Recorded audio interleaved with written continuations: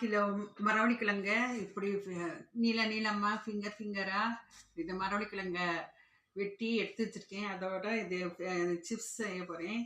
இதில் வந்து ஒரு ஸ்பூன் தேவையான அளவு கார்ன்ஃப்ளவர் மாவு போட்டுட்டு, அரிசி மாவு ஒரு ஸ்பூன்,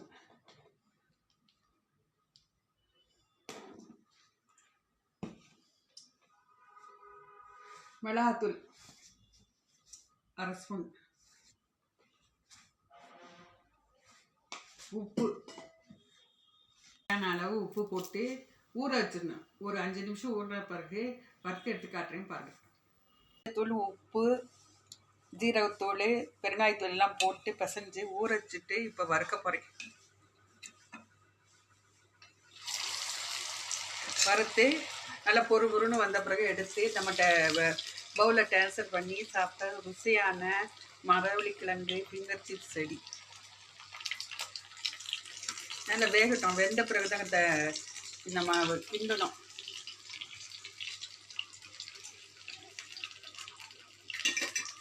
நல்லா வெந்த பிறகு தான் எடுக்கணும்.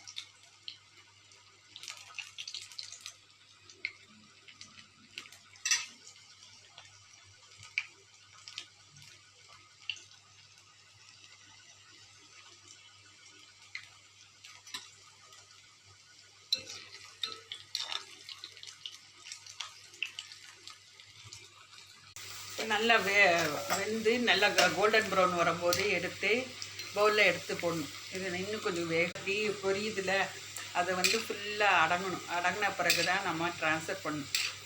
அப்போ தான் டேஸ்ட்டாக இருக்கும். இப்போ எடுத்து நான் பாட்டுறேன் பாருங்கள். முக்கால்வாசி வெந்திருக்கு, இன்னும் கால்வாசி வேணும். அதை எடுத்து பவுலில் எடுத்து போடுறேன்.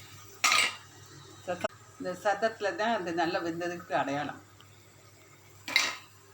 கிழங்கு கேரளாவில் மிகவும் ஃபேமஸான கிழங்கு. இது எல்லா விதத்தையும் செஞ்சு சாப்பிட்றாங்க.